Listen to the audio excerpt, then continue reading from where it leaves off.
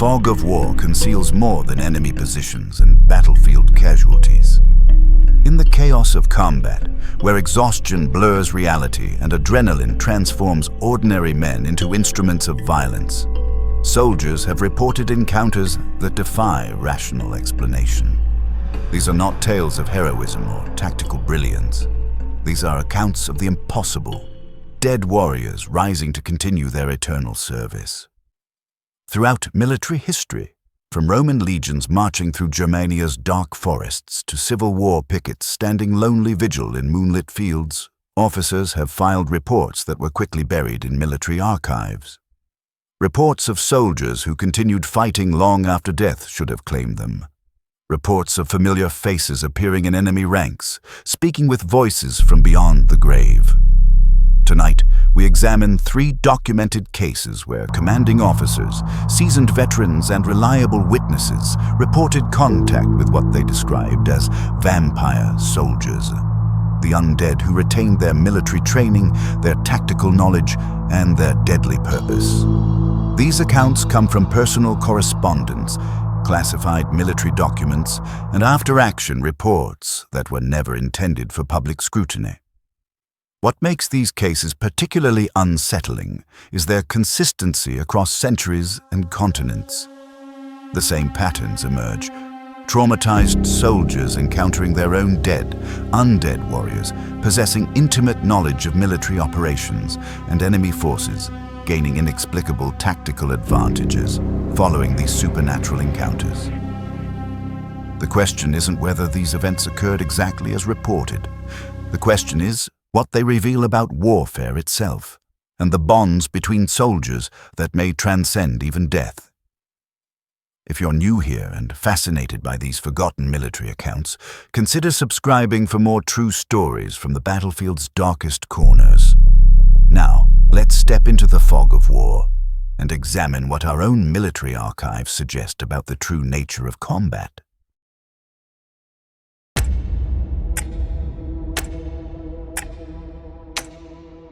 In the year 9 CE, 3 Roman legions under Publius Quinctilius Verus marched into the Teutoburg forest and into military legend. What history remembers is the complete destruction of nearly 20,000 Roman soldiers by Germanic tribes led by the chieftain Arminius. What history forgot until recently were the accounts of survivors describing encounters with their own dead comrades. The disaster at Teutoburg changed Roman military doctrine forever. No longer would the legions attempt to conquer Germania beyond the Rhine. But the official records tell only part of the story. What they don't mention are the reports filed by surviving centurions, describing events that challenged their faith in both Rome and the natural order itself. In 1987, archaeologists working at a Roman villa outside Ravenna discovered a cache of personal correspondence dating to the early 1st century. Among these letters was an account that would have been dismissed as battlefield trauma, if not for its disturbing accuracy regarding Germanic military tactics that weren't documented elsewhere for another 50 years. The letter came from Centurion Marcus Cassius of the 17th Legion, addressed to his brother Lucius. To my beloved brother Lucius, should the gods will that you receive this letter, I write not of glory or conquest, but of horrors that have robbed me of sleep these 40 nights since Teutoburg. We were 3 days into our retreat when Optio Flavius reported movement in our abandoned camp. Not Germanic warriors scavenging, something else entirely.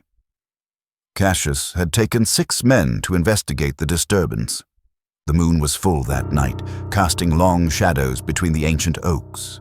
What they found defied belief. Their dead lay where they had left them after the initial ambush, or so they thought. Tribune Gaius Severus lay propped against an oak, his throat torn open by Germanic axes 3 days prior. Yet as we approached, his head lifted, his eyes... Lucius. His eyes held no life, yet they tracked our movement. When he spoke, asking for water in that same patrician accent, blood bubbled from the wound that had killed him.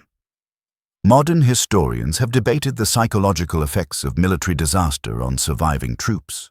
Dr. Elena Rodriguez, military historian at the University of Bologna, notes that mass hallucinations among traumatized soldiers are well documented throughout history. Combat stress can produce vivid, shared delusions that feel absolutely real to those experiencing them. However, Cassius's letter contains specific details about Germanic battle formations and tactical approaches that proved accurate when compared to archaeological evidence from the Teutoburg site. The Centurion describes weapon techniques and tribal coordination that weren't documented in other Roman sources until much later campaigns. The letter continues with increasingly disturbing details. According to Cassius, the undead tribune Severus rose from his position against the oak. The mortal wound in his throat gaped like a second mouth, yet the tribune walked with purpose toward the Roman camp. When legionnaire Marcus threw his pilum, the spear passed through Severus's chest without effect.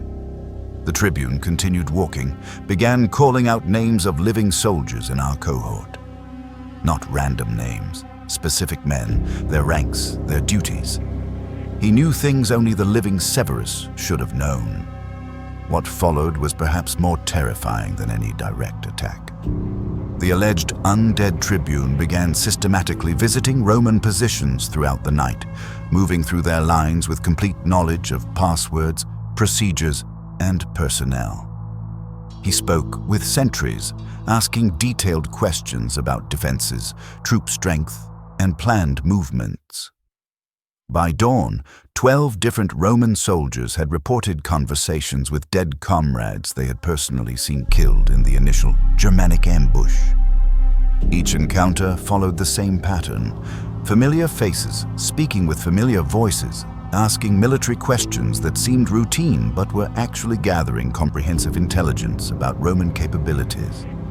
Most unsettling was the practical nature of these supernatural visits. The undead didn't attack or threaten. They simply talked, gathering information with the systematic thoroughness of experienced military professionals.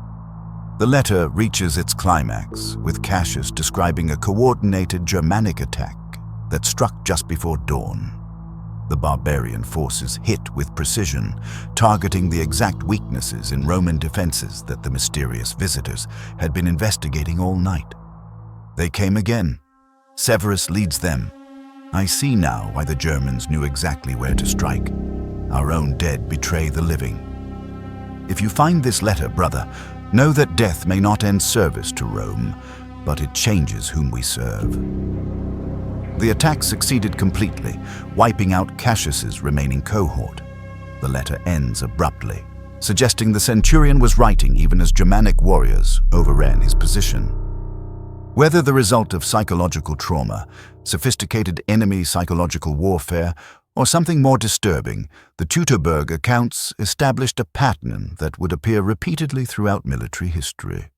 Soldiers reporting encounters with their own undead, always coinciding with enemy forces, gaining inexplicable tactical advantages.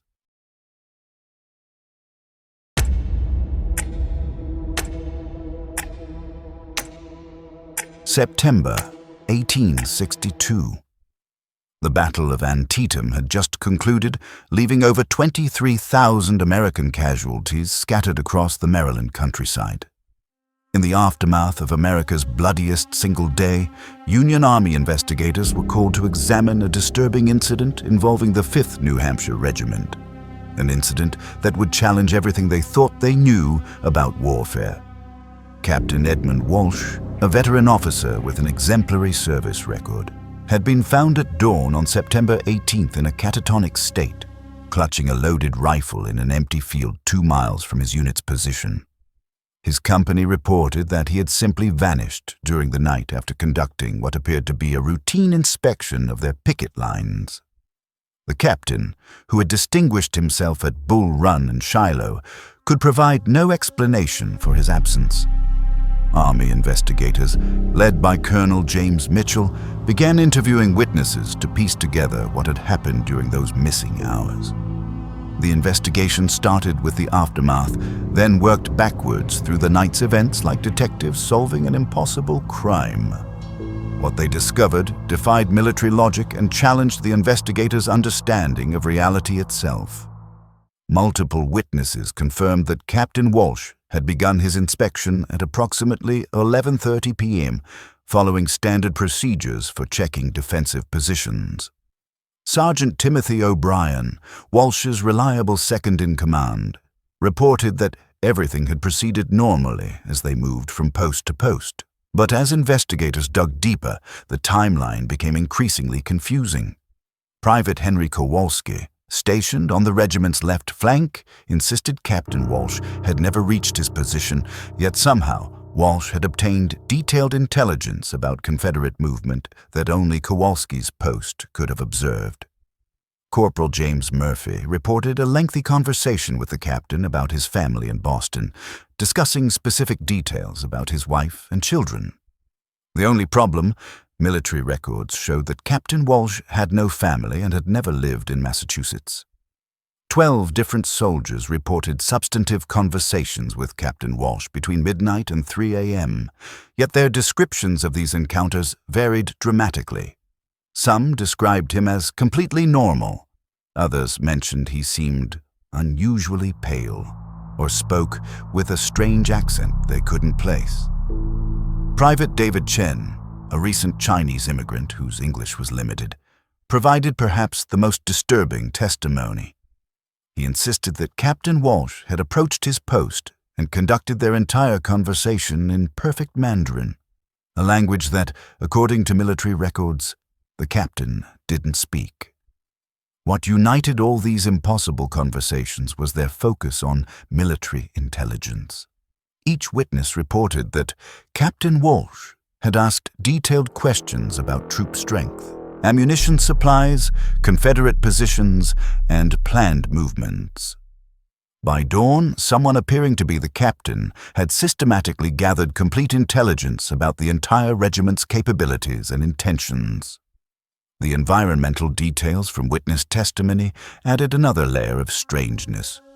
Multiple soldiers reported sudden drops in temperature during their conversations with the captain. Sentries mentioned that their campfires seemed to burn lower in his presence, as if something was drawing away their warmth and light. Several witnesses described an unusual smell that accompanied the captain, not the familiar battlefield odors of gunpowder and death, but something older and earthier, like freshly turned cemetery soil. Sergeant O'Brien provided the most detailed and disturbing account. He reported that Captain Walsh had returned to his tent around midnight, but his footsteps made no sound on the wooden planking they had laid down to keep their boots out of the mud. When O'Brien looked inside the tent to report, it was completely empty. Yet he could clearly hear the captain's voice outside, continuing conversations with the men. The mystery deepened when investigators discovered where the real Captain Walsh had spent those missing hours. He was found unconscious in a Confederate burial trench, covered by enemy dead, with no memory of how he had gotten there. His uniform was torn and bloody, but medical examination revealed no wounds. His rifle had been fired repeatedly, yet he carried no memory of combat. Meanwhile, someone appearing to be Captain Walsh had spent hours gathering detailed intelligence from Union forces. When Confederate forces launched their next attack, they struck with precise knowledge of Union positions, passwords, and troop movements, exactly the information the mysterious figure had collected. What do you think happened during those missing hours at Antietam? Let me know your thoughts in the comments below. Colonel Mitchell's final report, classified for 50 years, officially concluded that enemy agents had somehow impersonated Captain Walsh to gather intelligence. But the report also noted one final, inexplicable detail. Examination of the burial trench, where the real Walsh was found, revealed that several Confederate bodies appeared to have been disturbed from within, as if something had pushed its way out of the grave. The Antietam incident established a pattern that would appear in conflicts for generations. Soldiers reporting encounters with familiar figures who shouldn't have been present, always coinciding with enemy forces gaining inexplicable tactical advantages.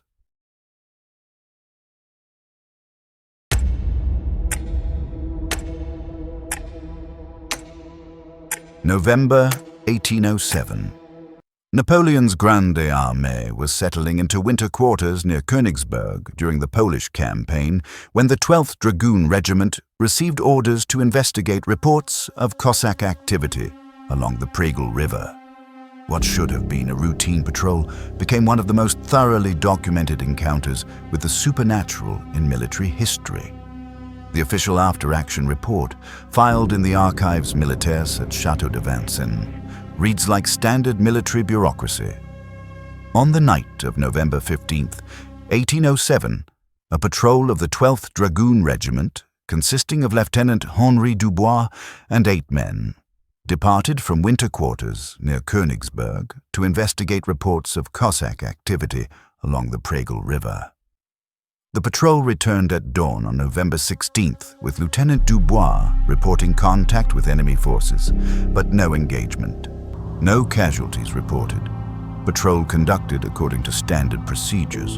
The report, signed by Colonel Auguste Marbeau, contains nothing unusual. Just another routine patrol during Napoleon's campaign in Poland. But personal letters from the same period, discovered in a Marseille estate sale in 2003, tell a dramatically different story.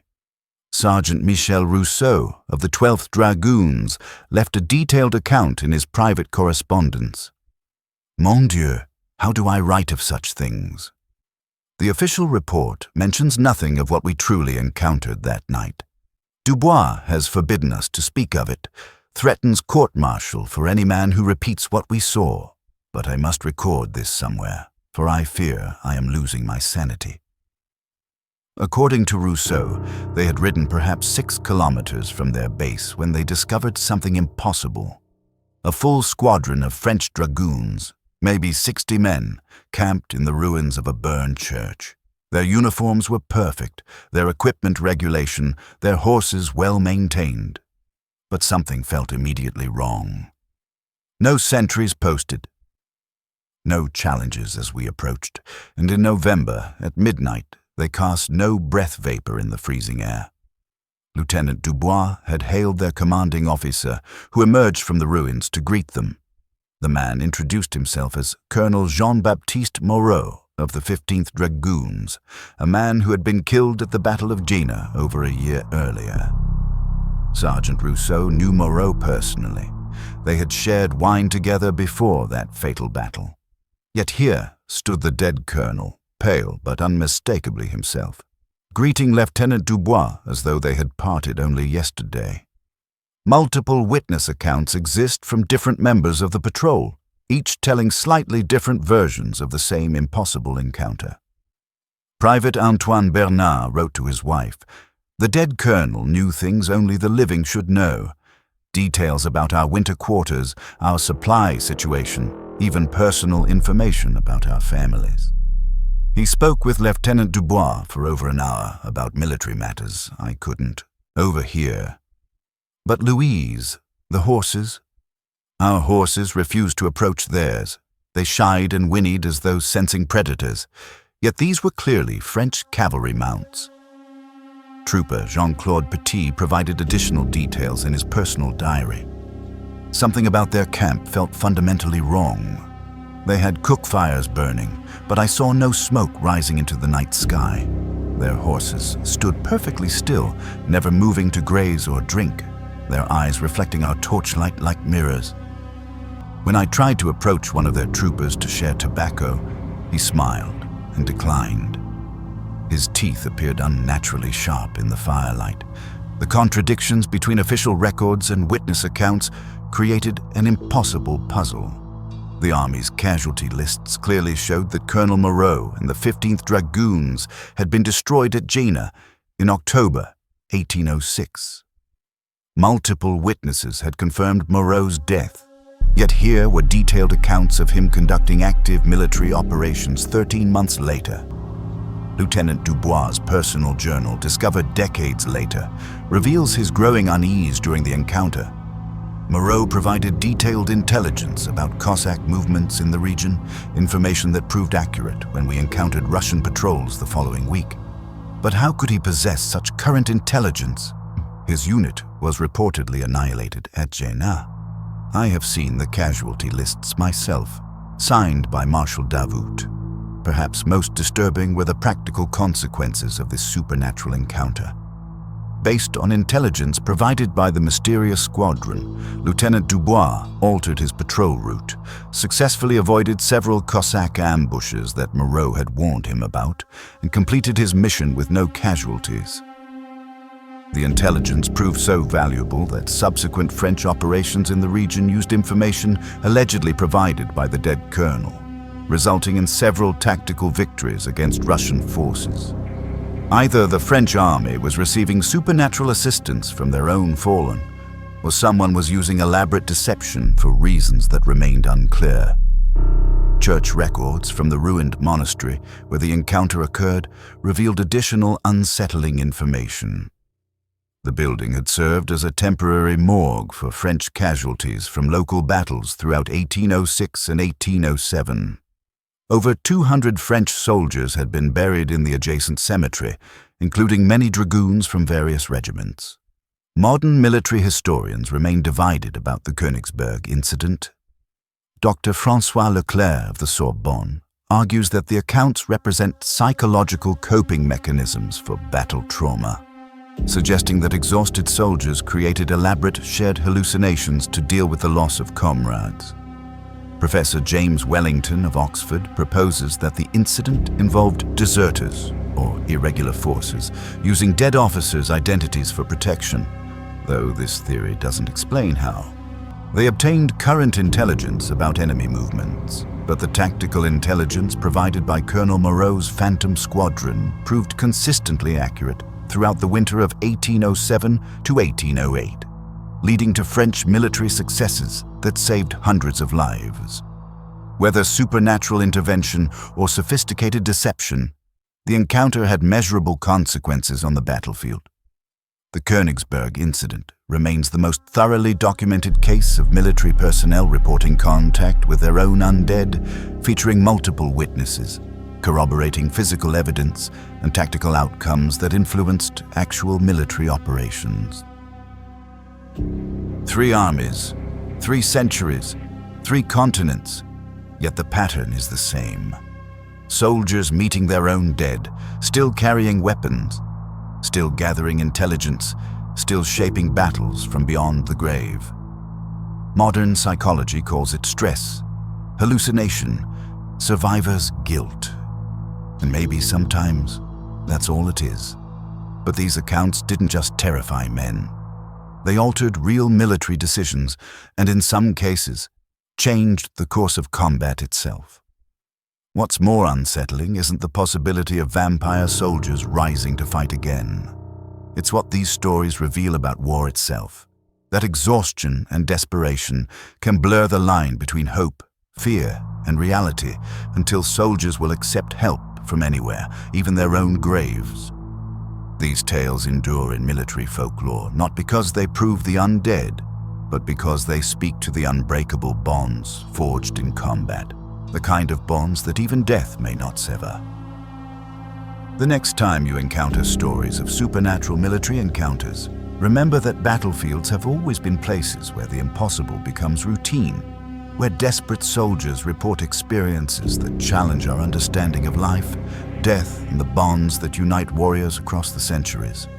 Bonds apparently strong enough that not even death can break them. If these forgotten military accounts intrigue you, consider subscribing for more true stories from history's darkest battlefields. These stories are presented as submitted accounts and historical legends. Interpretations may vary. All accounts are based on historical documents and witness testimonies, but their supernatural elements remain unverified.